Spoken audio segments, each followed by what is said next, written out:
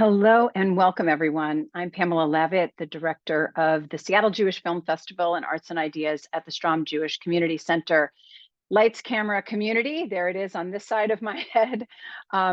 This year, the festival's intention is to light up all of your faces as well as theaters and in homes in order to turn the light on nuanced stories of Jewish and Israeli life and to build community through conversations like today. So I don't want to delay too much further, but I just want to say we're really excited that we have a week of virtual programming going on, including this particular film, The Chronicles of Myron Sugerman, The Last Man Standing, and it plays through the end of the week. We're really excited that you're here to join us for this conversation. But we also have about 10 other or 11 other films that are currently streaming, and we have an incredible closing weekend. So please join us for 2 in-person events on Saturday night. And we have a final closing silent movie and live score with the world-renowned violinist, Alicia Svigals, and the celebrated pianist, a silent film pianist, Donald Sosin, who will be playing on Sunday at 4 p.m. at our theater. So without further ado, I'm so happy that you're all here. And because we are recording this event, I am actually going to unmute people for their questions. So you can either raise your hand or ask your question. That would be an opportunity to hopefully participate and be part of this Zoom today. So with that said, I'm so excited to introduce our 2 special guests for the Chronicles of Myron Sugerman, The Last Man Standing, and I keep getting that backwards. Please welcome the film subject, Myron Sugerman, who is joining us today from outside of Newark, as well as director Jonny Caplan, who is joining us from Tel Aviv and is up in the middle of the night at 3 a.m. And we're really grateful to have you both here. So I hope you'll both join us and welcome. How are you guys doing? Hi, Pamela. So lovely to be with you. Thank you so much for having us here today. It's great. We love this. And, you know, obviously we would love to have had you in person. And I hope that Myron will be joining us soon, but it is wonderful to have you both here, especially given that you're in completely different time zones joining us. I just want to check and make sure, is Myron on or is he? I can see Myron on. I think he just needs to switch on his camera, but his There microphone. we go. Fantastic. Am I on? So we can hear you, but I think your camera might be off. So how do I get to the camera? On the bottom, it says start video. I see it says done speaking. Your video is stopped. Let me see. I can invite you and you can welcome. So let me go ahead. Okay. Yeah, no problem. So Myron, there should be a little button that says start video as we there. I just okay, invited you to start video. Did you see that? Yes, you just said okay. The big reveal, everyone. That was dramatic. It's great to have you both here. My video is still not on. Nope, we can see you. We are thrilled that you're here. I'm actually going to pin you both so that we can spotlight the both of you for everyone. Okay, very good.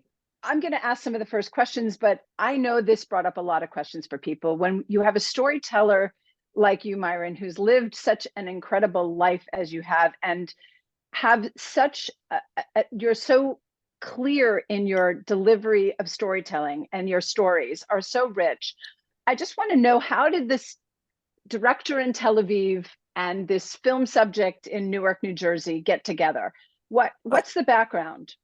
Let Jonny take over. Go ahead, John. Yeah, sure. So there's somebody that we mutually know. He's a connection that I know from New York, that came to one of my business partners and said, look, we've got this phenomenal story. I think you guys will love it. And truth be told, we were dealing with a lot of technology and innovation and evolution at that time in our productions. But I read Myron's book and heard Myron's story. And I was blown away about this guy, firstly, an iconic American gangster who's still alive and telling his story, right? Which is few and far between.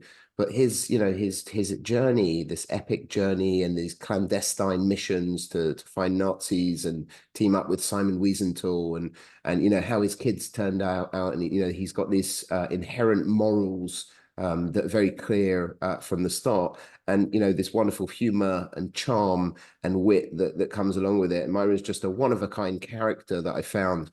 Now this story really needs to be told. So we put a lot behind it. We made this documentary, and we'll be working on the development of a scripted TV series, which will really dramatize everything and tell all of the wonderful facets of Myron's life. We filmed about 60 to 80 hours of Myron talking to create this documentary. So there is immense stories there. We put together a clear story arc that was understandable for everybody, but there are many facets to it that we need to delve into to explain all these incredible experiences he's had in 80 countries around the world. So Myron, I'm curious then, in response to what Jonny just said, were these stories already packaged for you in the sense that you've been telling these tales all your life, or did they take practice for you to come up with that? Tell us about yourself as a storyteller, because many people would think you're part of the mob, you grew up with this, you don't talk about it, right? There's a secrecy attached to that, but you are a storyteller. So how did these stories kind of come through? I think you're muted. Yeah, we're going to unmute you. There we go. Can you hear me? Yep. Okay. So a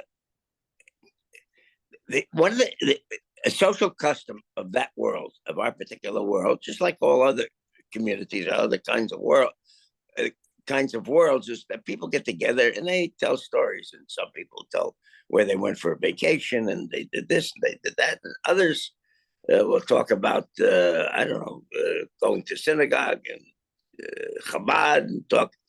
All this is wonderful stuff.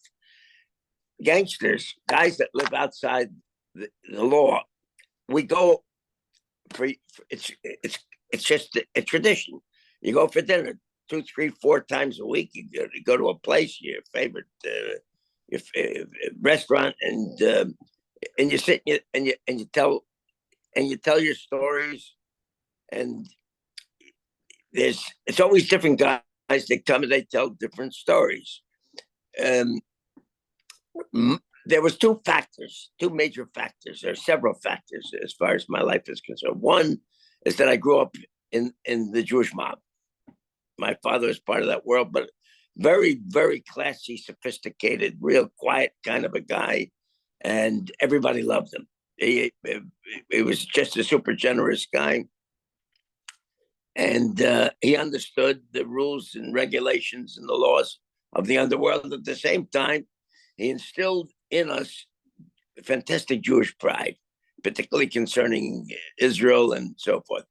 One of the things that one of the features, or one of the qualities of the Jewish gangster, which I always tell people, is that the underlying quality of a Jewish gangster, real Jewish gangster of that world that I'm talking about, because when I say that I'm the last Jewish gangster, people ask me, how are you the last Jewish gangster? I'm the last Jewish gangster of the world of Meyer Lansky, Bugsy Siegel, Zalongi, Wilman, Thatch, and so forth.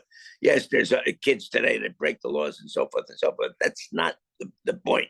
The point is that I was raised with in that world of guys that lived outside the law. And secondly, I was raised with Jewish pride, remarkable Jewish pride.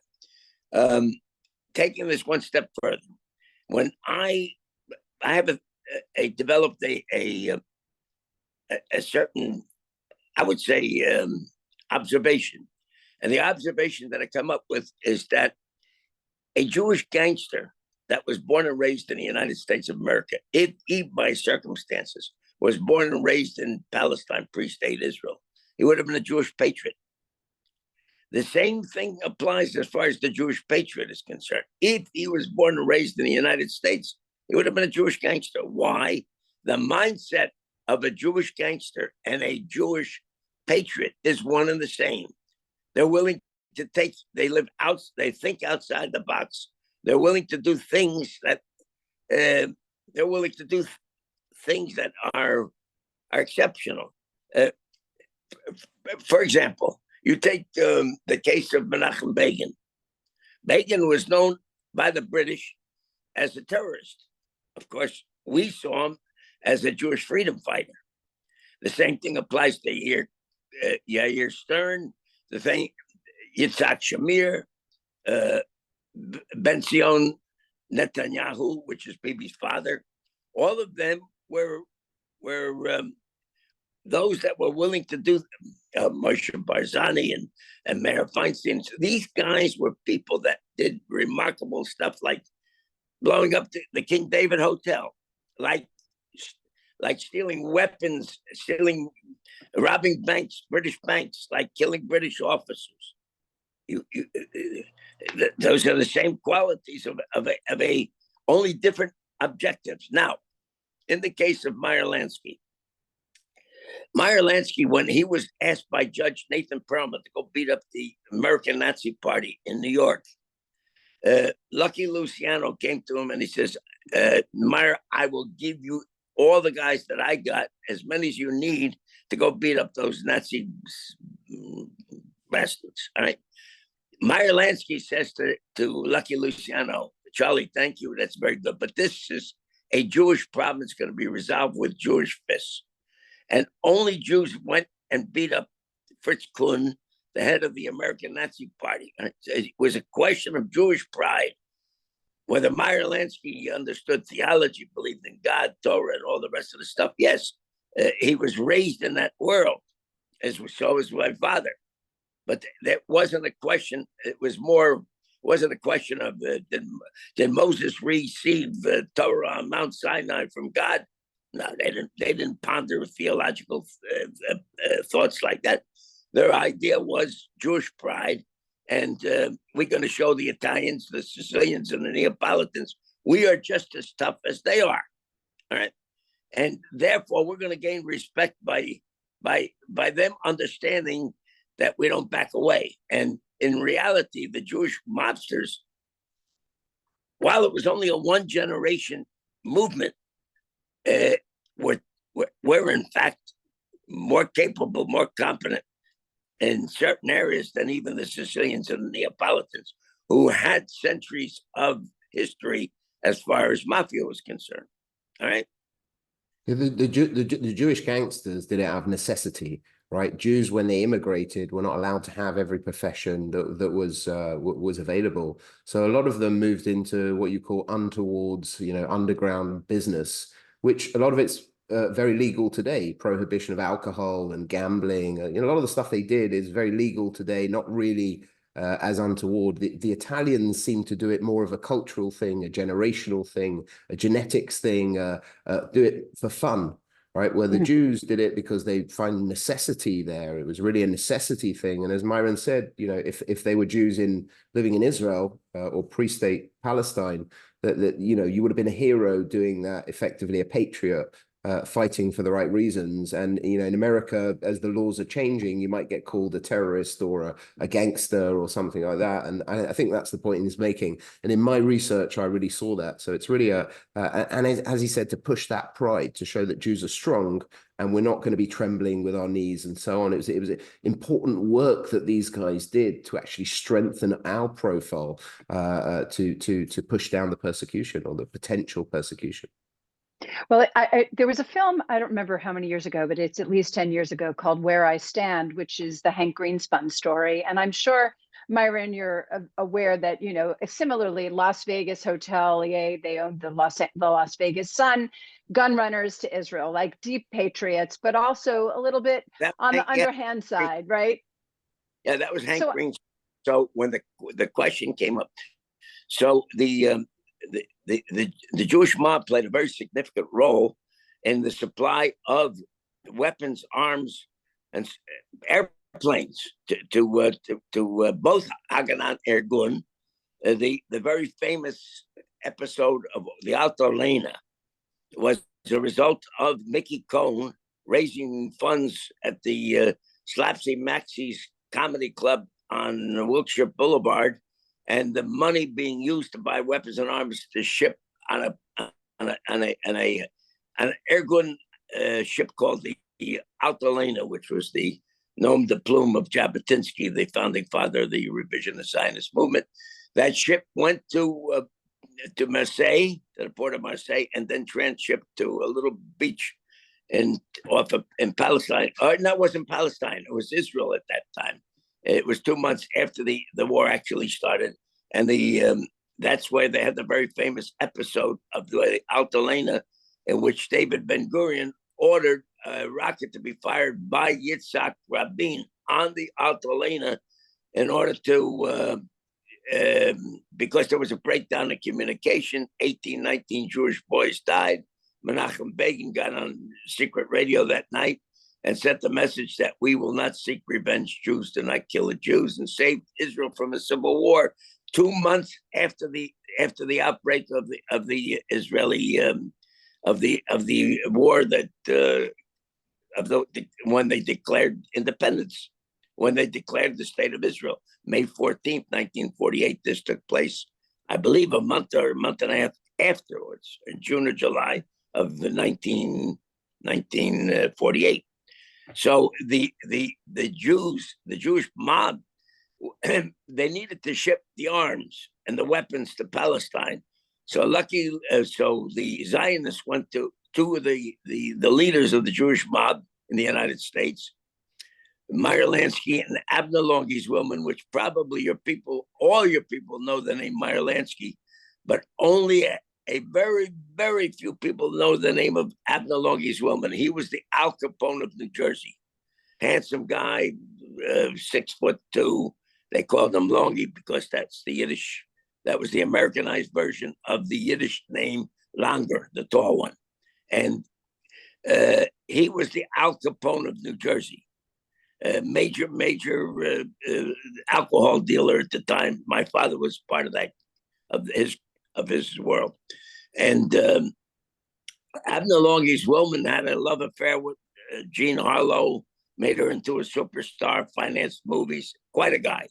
And the Zionists went to both Meyer Lansky and to Abner Longies-Wilman, asked them if they would use their connections with the longshoremen, all right, in order to be able to ship those weapons and arms that were hidden in the farmlands of Vineland, New Jersey.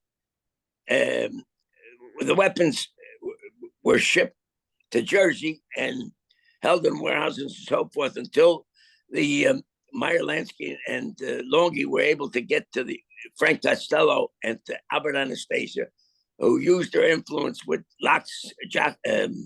Sachs Lanza and with Eddie McGrath, the Irish and the Italian bosses of the labor union of the stevedores, and they got the full cooperation of the stevedores to ship the weapons and arms to Palestine under false declarations. All of the manifest bills of lading where they declared them agricultural equipment. They called it sewing machines.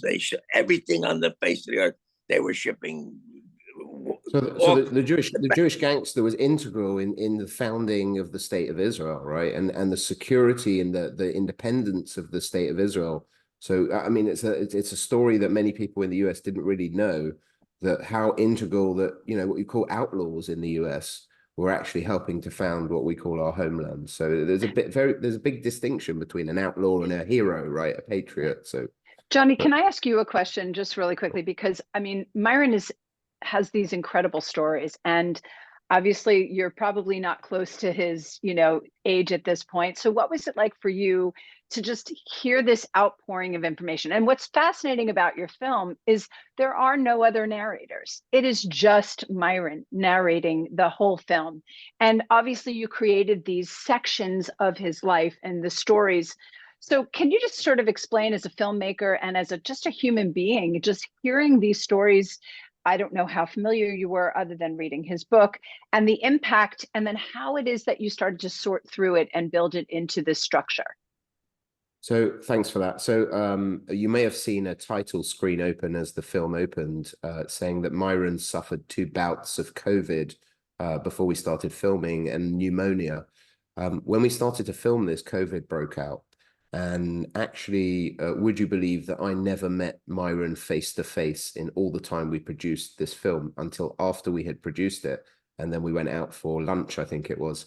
And Myron was a fascinating character. I think you can see that straight off. His email address starts with charming because he'll be the first to tell you that he's very charming, and he's proud of it. But he is an immense character.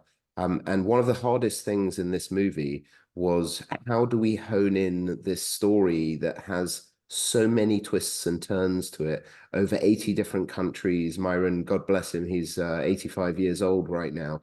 You know, he's had immense experiences with, you know, vast demographics of people and situations. And how do we get that into a tangible story? So what we did is we had a COVID safe crew. They went in, a very light crew. Myron wouldn't let us not film. About 3 days after he got pneumonia, he was calling us up, asking me where the film crew was and why we weren't starting. I thought he'd be out of action for months, but you know, as you've seen Myron's spirit, thank God he's raring to go. So we filmed, as I said, around 60 to 80 hours of Myron talking in various situations around his house, around his neighborhood, with his friends. And so on, really to get an idea and an understanding and to document Myron's life. And then the challenge was, how do we put that into a story arc? And it really, the biggest time in the project was working out how to tell that story best. And it really is, have to say, one of the team's best work to date. The final product really shows Myron's spirit and his surroundings and his environment. It gives you a concise look into his life and a complete one. But as I said, there are vast twists and turns to all of those stories, which we just couldn't possibly delve into because it would be several other documentaries and parts. So the way we achieve that is by now moving into development of a dramatized TV series, as I said earlier, that will consist of a number of different seasons, each season with multiple episodes that we can explore each of those environments and experiences and tell the story. And Myron can be a consultant on that and help us to make sure that everything is accurate and on point and doing its job, telling his amazing experience. So very hard work, very, very pleasurable to do it. And as you may have seen with some of our other productions, the rise of AI, tech talk, we do sustainability, cannabis, all these kind of areas, crypto, and we seem to be ahead of the curve on all of them. We work into development of the production, we launch and release the production, and then you'll find that the market on its own, irrelevant of our production, suddenly goes into mass popularity or interest of this subject. And you know, I don't know whether that's divine inspiration or we have superpowers here in the team, but we're able to see things ahead of time and envisage it. And this story couldn't have come at a more important time. You know, we launched it a year or so before this October the 7th heinous attack. And we saw the rising anti-Semitism. It was important for us to document this. And that's why you see the final scene of Myron's movie, where he sits down and he puts everything into perspective, that this isn't just about his history. This isn't about his father's history, but this is happening today.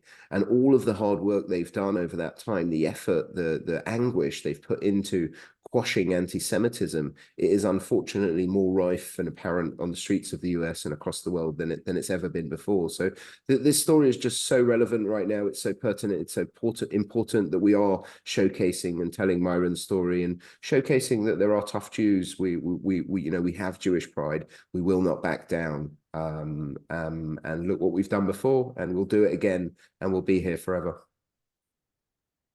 Myron, what'd you think about what Jonny just said?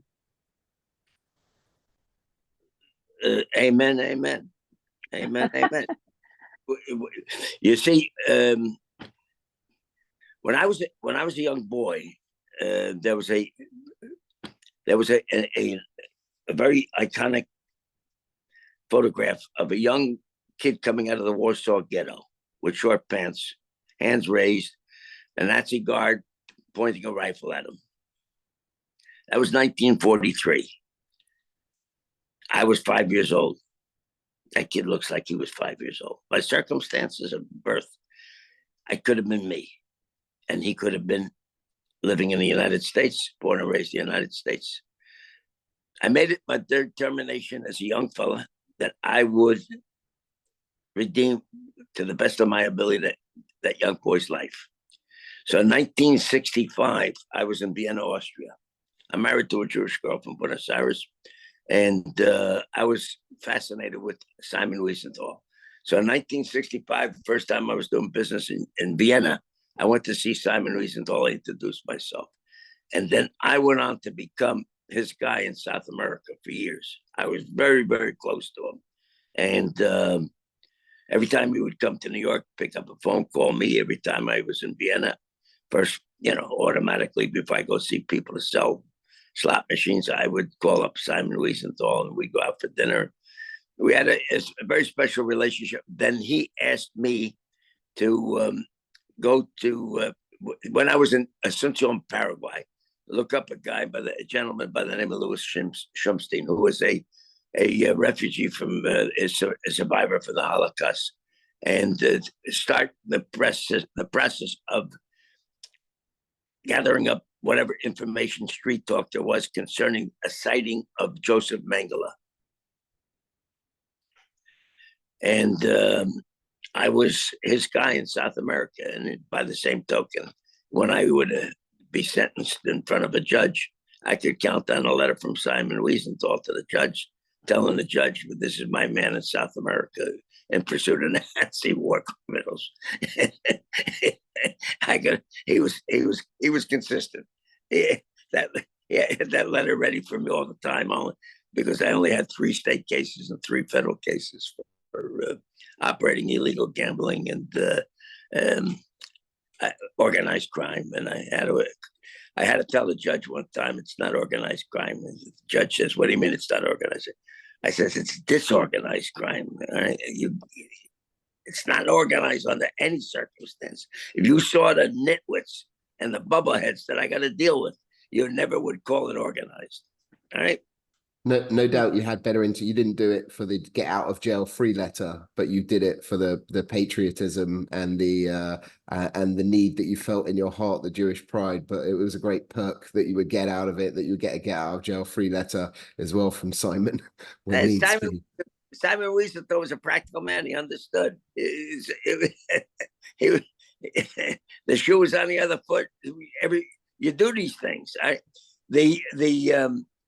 It was not a perfect society by any stretch of the imagination. Pam, it was not an easy life. It was very complicated, very stressful. The slightest word that was said out of place, there were consequences. So the way it's described sometimes in the movies, Godfather 1, Godfather, part of Godfather 2, excellent. The recent movie on Meyer Lansky was probably the worst movie I've ever seen in my entire life. So. There's a question actually that comes from Alec, who just said, and I don't know if you saw this pop up, but he wrote, what crime movies do you feel are realistic? So Goodfellas was excellent. Certainly Godfather depicted it very, very well. That was when I watched Godfather, my father's partner, Jerry Katina, came to mind, because Jerry Katina was my father's partner in the jukebox and gaming business, and he was the acting boss of the Genovese crime family. And he was so super sophisticated, so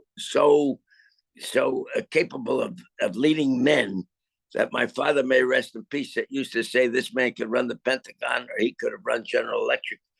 And in my conclusion, over the years, thinking back about these things, he probably could have been president of the United States of America and been one of its best presidents, because he understood,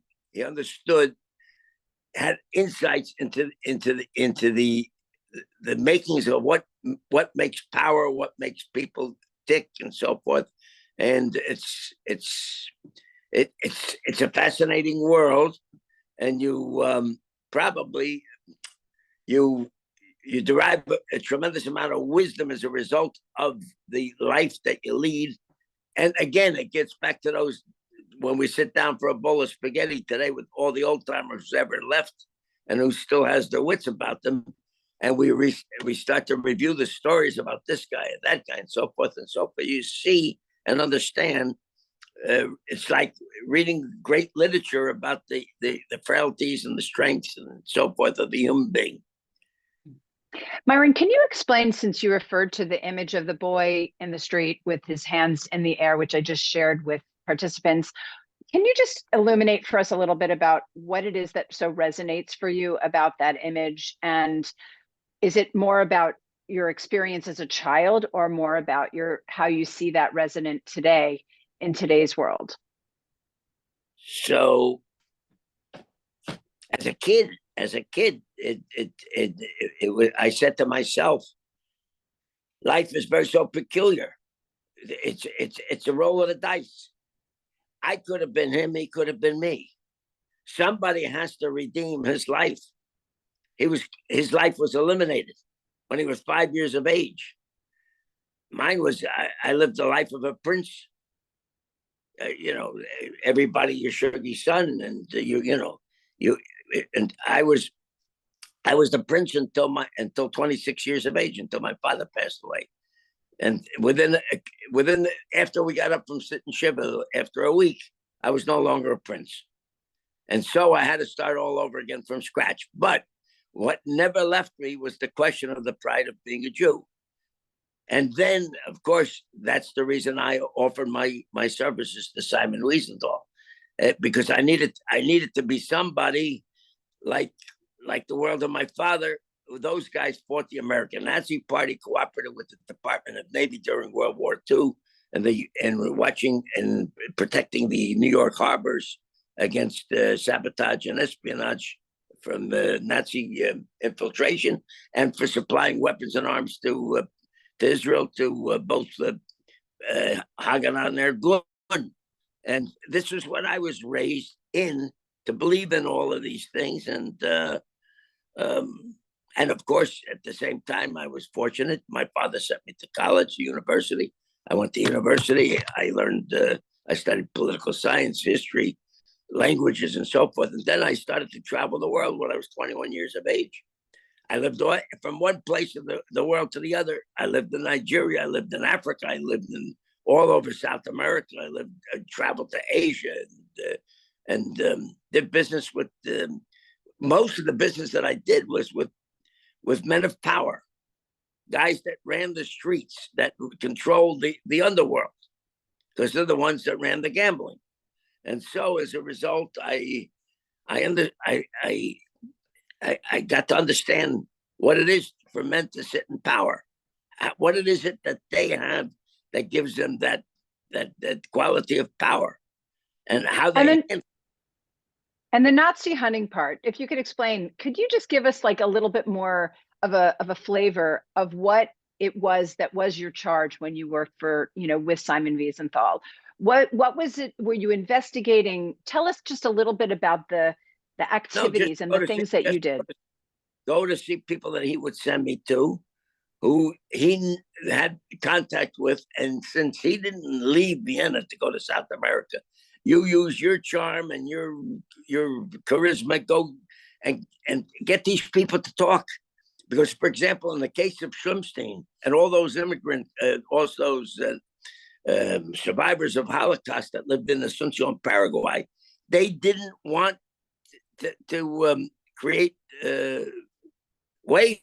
They were happy to live their lives, the rest of their lives in Asunción, Paraguay, in a quiet way, so that they wouldn't draw attention to themselves. Now, all of a sudden, a Jewish kid comes from Livingston, New Jersey, and he says, "I want to ask you about Joseph Mengele." They told me, please, do your business, sell your slot machines. If you need any kosher food, we'll give you kosher food. But for heaven's sakes, don't create problems for us, because Asunción, Paraguay was under the dictatorship of Alfredo Stroessner, a grandson of Germans who was protecting Nazi war criminals that were living all over Paraguay. Okay. And so I had to learn to be a little bit diplomatic and back off. And then people would say, I like this kid. He's a good guy. We're going to, and it was by circumstances that I met on an airplane going from Asunción to Buenos Aires. There was an elderly couple sitting next to me and talking Yiddish. And I told them, Yiddish. Oh my God, Jewish boy, where you from? I'm from New Jersey. And within a few minutes, the lady says to me, who do you know in Asunción, Paraguay? I said, Louis Shumstein. Oh my God, she says, you're the American boy that's friends with our guy Akiva, Rabbi Akiva, the name that they used for Simon Wiesenthal in Asunción. I says, yes. She was the one that told me she had a direct confrontation with Joseph Mengele in Asunción, Paraguay, and she told me the entire story. She owned a dry goods store together with her husband, and one day, who walks into the store was Joseph Mengele, and she spots him. She sees him, and he realizes that she identifies him, and he froze and made a U-turn, and with his bodyguards, life to Vec, ran away. All right. Wow, that's unbelievable. I speak Yiddish, so thank you. I understood all that. If I taste Mama Luschen? Verstehst du? Ja, war der, aber ich meine, the Menschen often this don't speak any Yiddish, so we'll chat a little bit later. But Okay. there are some amazing questions in the Q&A, and I have some more questions for Jonny also, because I mean, have a film subject like Myron can be a lot, right? As a filmmaker, because you've worked with AI and different technologies, and you have a real life person who has a big personality, so I can see why this is going to become more projects in the future. So I want to get to some of the questions in the Q&A. So we have a question. It's an anonymous question, but the film mentions the role of the rabbi to mediate disputes. Can you tell us a little more about it? And I don't know if that was Rabbi Akiva or if it was a different rabbi, but how was the rabbi chosen? How often did they succeed in preventing disagreements from, and I guess this has to do with the Jewish gangsters, from escalating? And what happened when the intermediary was not successful? Okay, Thank you. The rabbi that you make a reference to is me. So in the street talk, when you have a dispute with another guy over territory, over a problem and so forth, the first question is, do you have a rabbi? Not a rabbi with who got smicha from a yeshiva, but it's a rabbi who's, generally speaking, has got a vowel at the end of his last name. All right, so you have to be with somebody, and it's a hierarchy. So let's say, for example, if there's a dispute between two guys over territory, whose particular location does this machine belong to? So you go to the rabbi, and I was adjudicating disputes maybe a dozen times in the course of a week, and they get rather animated, to say the least. All right, of course, you use diplomacy, because the objective is to reach an agreement, and that's why it's called organized. So it doesn't get out of control, and it doesn't create situations of violence or minimizes violence, because violence is bad for business. Remember that, Pam. So in case you're going to shoot somebody, think about it before you go shoot them. All right. So that's what we use the word rabbi. If you have a dispute with somebody, you say, you got a rabbi? The meaning, are you connected? And the way you connect, of course, is you give an envelope before Shabbos. And that envelope, it better weigh a little bit, or otherwise the guy that you're delivering the envelope to is not going to be smiling and not going to be giving you that protection that you need when you have a major dispute. Now, if you show respect, you get respect. That's anything as far as life is concerned. Those are the lessons of life that I could teach better than a zillion guys on the face of the earth, not because I'm endowed with so much special genius, but because of experience. Now, there's an expression from Talmud which says, Ein chacham kibal nisayan. There is no wisdom without human experience. And human experience, the more extreme that is, more difficult, the more wisdom you derive from it. So one of the things that you learn as far as life is concerned, you want to get respect, you better give respect. You get respect by giving it. Wow. Well, in the film, you certainly get quite a bit of respect from some people, especially the cannoli joint, right? You have some folks that really kind of welcomed you with open arms. And I'm just wondering, from Jonny's point of view as well, this question might be first for Jonny to answer, because those relationships, that is one relationship that you did focus on in the film. So the question comes from Carl. Myron, the documentary shows you and a younger Italian reminiscing at a cannoli joint. Of course, it's his cannoli joint. Lansky and Luciano were lifetime friends. Were there many instances of Jewish and Italian mobsters not only working together, but having long, genuine friendships? Ashenim Dank and Grazie. So the first question is for Myron about the Italian relationship to the Jewish gangster scene. And then for Jonny, just like the choice that you made to bring that one particular fan of Myron's into the film. So very, very quickly, Myron Lansky solidified the relationship with Lucky Luciano.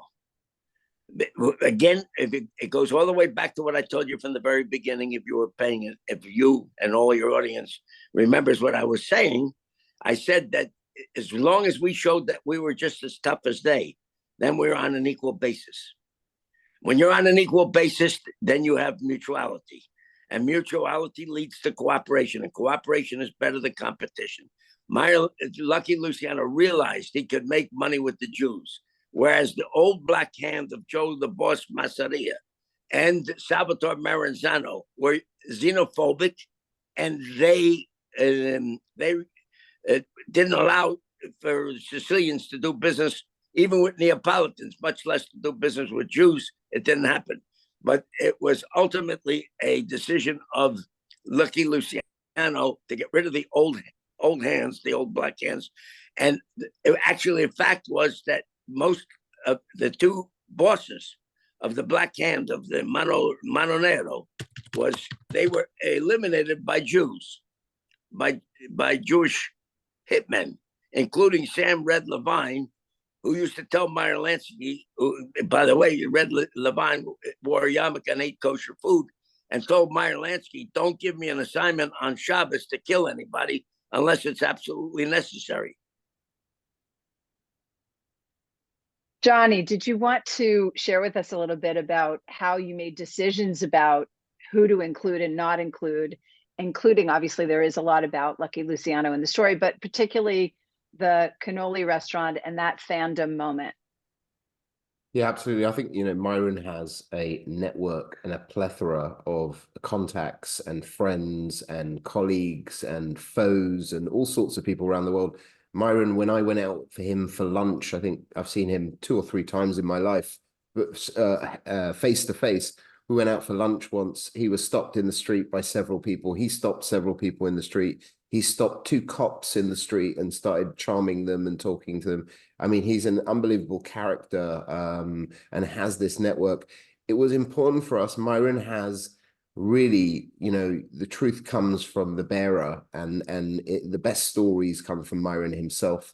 So we weighed up really the time in showing a few instances of his friends, not really taking up too much time of his story with other people, because we've got all of the lots and lots of experiences, but a few instances so that you can feel his culture, you can feel his style, you can feel his network, but not overpower his general story and the story arc. So it was very delicate. We found that the Cannoli King and the Israeli gangster and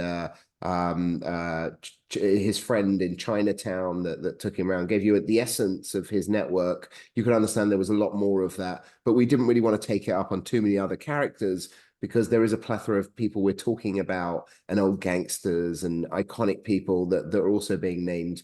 So in order not to take you in too many different journeys, we very delicately gave you a taste of that, which gives you a feel of his life on a general basis.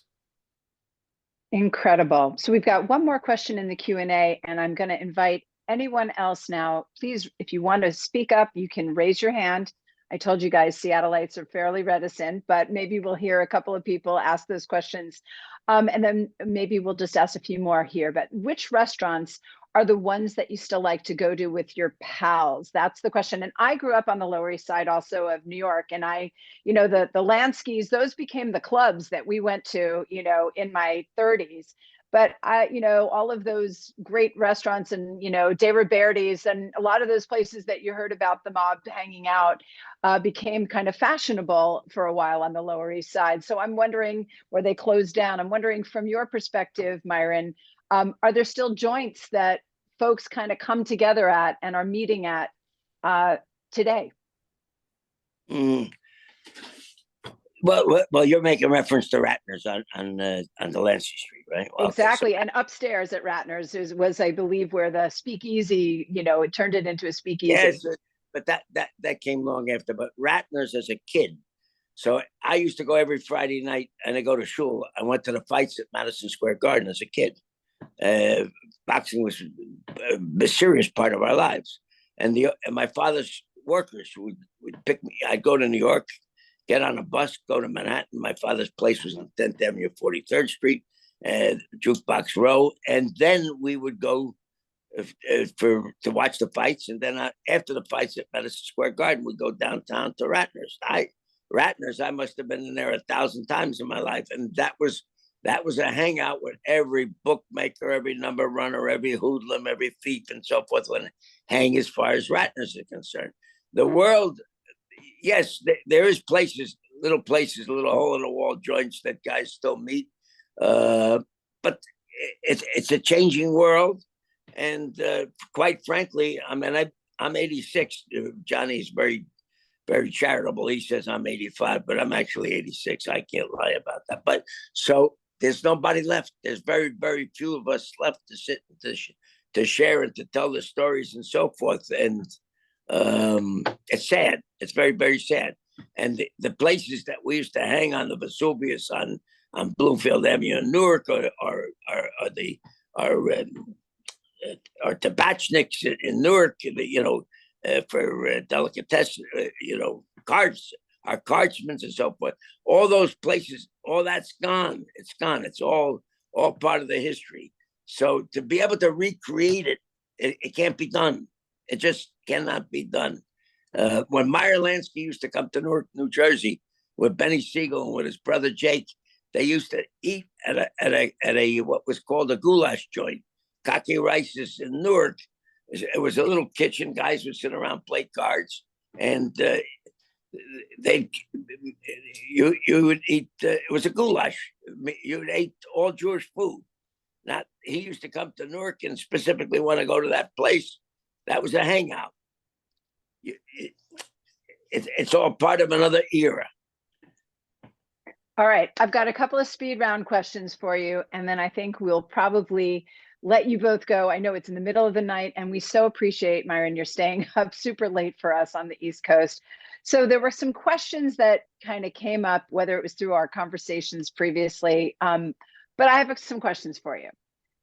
Did the mob have anything to do with JFK's death? Number one. Number two, did you serve time in jail? And have you ever killed anyone? These are things that people like to ask you. So I'm going to give you an opportunity now to preempt our reticent Seattle audience and answer them.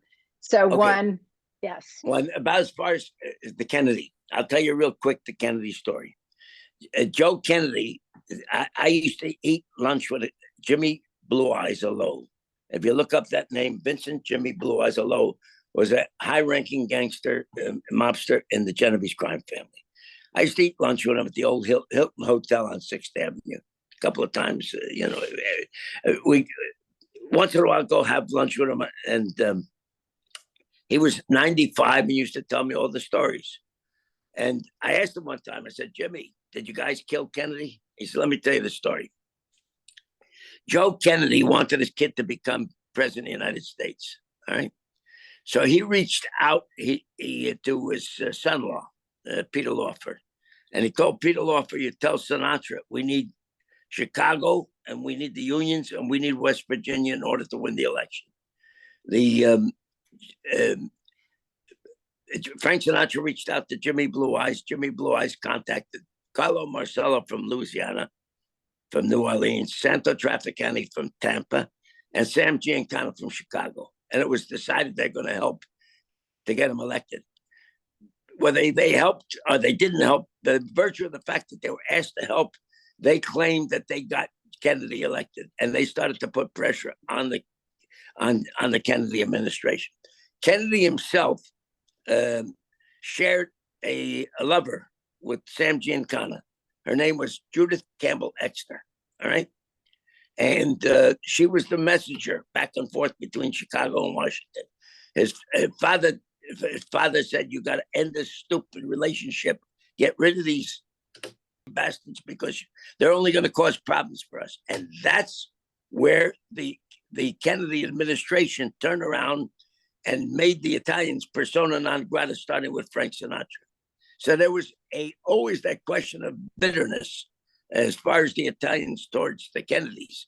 Now, whether in fact they had something to do with it, the drama is accentuated by the virtue of the fact that the guy that killed Lee Harvey Oswald was a fellow by the name of Jacob Rubenstein, who incidentally came from Chicago, belonged to Chicago, was owned by Chicago, because Dallas, Texas belonged to Chicago, meaning in the mob, in terms of mob connections, that city of whatever went on in Dallas answered to Chicago. And so it's possible. I used to stay at my father's friend's home in Dallas, Texas, by the name of Abe Sussman. He was a jukebox and gaming operator. Of course, he knew everybody in the streets. And he knew Jack Ruby. And he knew him well. And so he told me that the guy was a screwball. And that, however, he belonged to Chicago. Did he take orders from Chicago to kill Lee Harvey Oswald? I leave it all up to your audience because I don't know anything more than that as to whether he killed him, but it certainly adds to the possibility that it was the mob that had something to do with the killing of John Kennedy. Although in reality, the one they really wanted to kill was his brother, Robert Kennedy. Next question. Crazy. Oh, so just for you, I mean, you grew up in this family, you joined it, 80 countries, worked. Did you serve jail time? That was my last question, because I don't think you addressed that in the film at all. And I was wondering how you might be the last man standing, but that's also the word for your being unscathed as well. I told you before, I had 3 state cases, 3 federal cases for gambling and organized crime. And yes, in my last case, I was sentenced to federal prison. I went to prison, and probably might have been the best decision I ever had imposed on me in my life. I lost 20 pounds. I studied all day. I read books and played paddleball, racquetball. Had a fantastic time. All right. Nobody called me. Nobody bothered me. All right. The only problem was getting a decent meal. But I was right in with the Italians immediately. So something cultural in the Italian way of life. When you're in prison, you make the spaghetti. All right. Now, I was the biggest fence in prison. I bought up all the stolen food from the kitchen from all the Puerto Ricans and black guys. They used to steal the food, bring it to me, I pay them, and so forth. And so we were eating spaghetti every night. All right. And it was now you asked me before, did I ever kill anybody? Right. I saved more people's lives than you can begin to imagine. I never killed anybody. The idea to kill another human being. Yes, of course, we all want, you get bitter enemies. There are guys that you trusted with your life, and they stuck a knife in your back because, they were faced with all kinds of threats by the government. They were going to do 50 years, 100 years. They never see their families again. You better tell us about Sugerman and so forth and so forth. Yes, those things happen. That's a reality as far as life is concerned. You have to understand what it is to go kill somebody. All right. In war, that's different. That's completely different, an entirely different concept as far as the human being is concerned. And even the soldier that goes kills another human being. It's not an easy task. So Well, I all love that you've brought us a new perspective on tough Jews. And it didn't just begin in 48 with the Sabras. So you've opened up a whole new story for us in terms of our own American cultural history, whether it's labor history, gangster history. I'm just curious if the both of you just would say one last final thing about something that you completely experienced that you didn't expect through the filming of this. I mean, Myron, you have a long history of understanding where you come from and your purpose in life. But what did you discover by meeting Jonny, and how did he bring out something in you that you didn't expect? And then Jonny, what is something that you learned from Myron that you didn't expect? Let Jonny go first. Yeah. Yep. Go ahead. So just as a segue from what Myron said, there were some of my first questions. And when Myron answers the question of, did you murder anyone? It gave me confidence that I wasn't elevating the wrong guy who might not value human life and really have any ethics behind it. And that's not something that we were about. It's very important, his life. But really, if he had the wrong angle on life, it might not be the right, but to give him the platform to elevate that more. But it's quite the opposite. And that's why Myron, what's emanated from Myron is a Hasidic rabbi, one of his sons with, many beautiful, frum and religious grandchildren. His other son, what's it called? When they've had a lot of awards, an awarded war hero, right? So he's got very proud of his what's come out of it, his offspring. But Myron, what I found with him, Myron was very difficult at first, right, to create, because Myron wanted to tell the story his way and I wanted to direct it. And we were two alpha males trying to get the story across. But what I actually found through that was Myron and I have so many similarities between us that we became friends through it. And we have a lifelong understanding between us. We went through a couple of challenges. I would say, Myron, let's go down to the basement, put all black on. I'm going to put a spotlight on you. He said, I don't want to go down the basement. I just want to sit here and tell no, Myron, I need you. We go through these loggerheads because he was on the mission to tell the story, and I was on the mission to paint it in a way that would let everybody understand it and be as colorful. But actually through that, we built a wonderful friendship, and I have a lot of admiration for Myron and the things that he's done and been through, and a lot of respect from him. And, we've been to a lot of events and interviews together now, and it's always thrilling to hear him talk and his angle on it. And I'm always impressed. He gave a little bit of Talmud here. There was some Torah reading here, which is very important. He gives morals, he gives ethics, he comes with wisdom, he comes with humor, and I find it riveting and proud to be a part of it. So it's been a very, very enjoyable experience, and I'm proud to be one of Myron's friends and to help to tell his story to the rest of the world. Thank you for saying that. I think that was a beautiful way of talking about the values that Myron brings to the film. That was beautiful. Thank you so much for sharing that. Myron, did you experience something unexpected in meeting Jonny or in making this film? Did I discover something?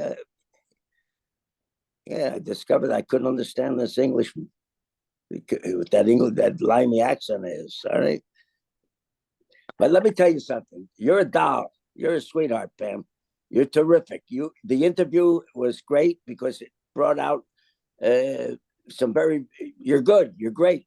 And your people out there in Seattle, Washington are very fortunate to have you because you were able to get from Jonny and myself tonight. You're a sweetheart. God bless you, honey. All right. Thank you. I so appreciate it. Thank you so much. I'm so grateful to everyone for joining us. I'm going to go ahead and stop the recording. But I just wanted to say thank you both to the both of you for a beautiful film, for sharing it with our community. I think if maybe Jonny, if you could just tell us a moment where people might be able to see this, what's the next step in the project that you have going on with Last Man Standing, and then we'll stop recording and we'll speak a little Yiddish, maybe, Myron. Okay. Absolutely. Thanks so much for that, Pamela. So the film, after this film festival, and there's another couple of festivals this month, the film will be broadcast on Amazon Prime to the greater community within the UK and the US.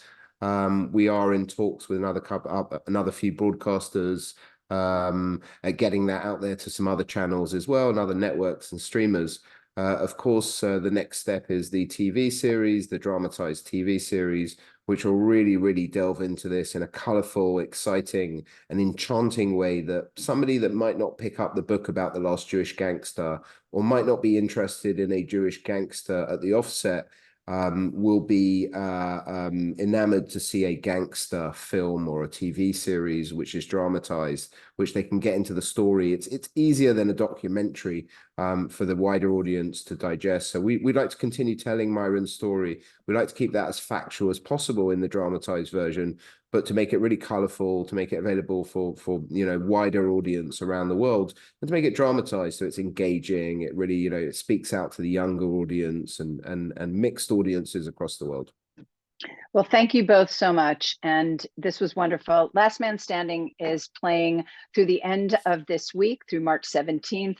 And then this recording will be hopefully available for the rest of your friends. Please tell everyone to come and catch it and to track it on the website, and you'll learn more about its future television series. Thank you both, Myron, as well as Jonny, for joining us tonight and staying up late. We really appreciate it. Thank you so much. Thank you so much, Pamela. And thank you to the audience and everybody who's come to see the film. We really appreciate it. And please share the word. It's an important story. It's a pertinent time that we tell the story of Jewish pride. Thank you so much.